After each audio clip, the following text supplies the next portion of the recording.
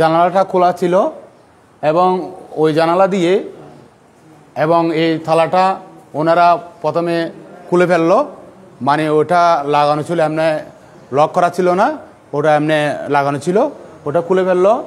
এরপরে দরজা দুই হুকটা খুলে ফেলে ওনারা এখানে প্রবেশ করেছে। তখন ওনারা এখানে প্রবেশ করেছেন। প্রথমে উপাসনালয় যেটা আছে প্রথমে ওখানে প্রবেশ করেছে। ওখানে শব্দ যখন শোনা যায় তখন আমি রুম থেকে একটু ঘুম থেকে মানে দরজা খুলে দেখতে পাই ওই 5 জন লোক, এবং 5 জনের মধ্যে 3 জন দরজার মধ্যে আমাকে মানে একটা মানে ধারালো চাকু দিয়ে ওনারা মারতে চেয়েছিল, কিন্তু ওনারা আমাকে মারে নাই, কোনো আমাকে আঘাত করে নাই, শুধুমাত্র আমাকে ভয়ভীতি দেখিয়েছে।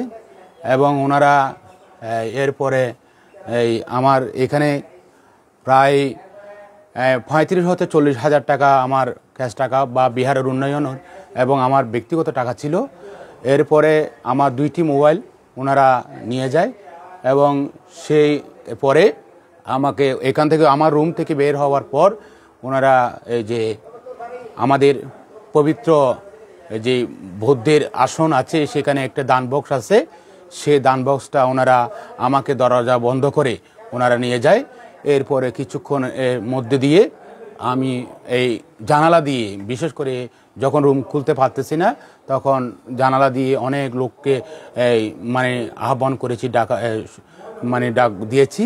ওনারা কিছুক্ষণ পরে ওনারা শব্দ শুনতে পেয়ে আমাকে এখানে এসে ওনারা সশরীর উদ্ধার করেছে, আমাকে রুম থেকে বের করেছে। তাই ওনাদের সাথে কুশল বিনিময় করেছি। এবং যে আরও দানবক্সের মধ্যে যেটা আনুমানিক, এটা বিশেষ করে আমরা 2-3 বছরের মধ্যে এটা খুলে থাকি, কারণ এখানে বলতে পারবো না 20,000 বা 10,000, কিন্তু আমরা পরিমাণ করতে পারি যে একটা 30-40 হাজার টাকা হবে, বা মোবাইল সহ প্রায় লাখের অধিক টাকা আমাদের হতে করেছেন। তো আমরা বিশেষ করে আইন শৃঙ্খলা রক্ষাকারী বাহিনী ওনারা এসেছেন, সশরীরে দেখেছেন। আমাদের 1 নং রাজানগর ইউনিয়ন পরিষদের ভারপ্রাপ্ত চেয়ারম্যান নজরুল ইসলাম সাহেব উনি এসেছেন, এবং আরও আমাদের রানীহাট ব্যবসায়ী সমিতির সুযোগ্য সভাপতি জনাব জাহেদ ইসলাম চৌধুরী মহোদয় উনি এসেছেন, আরও গণ্যমান্য বিভিন্ন রাজনৈতিক ব্যক্তিবর্গ উপস্থিত হয়েছেন। আমরা চাচ্ছিলাম আমরা সুষ্ঠু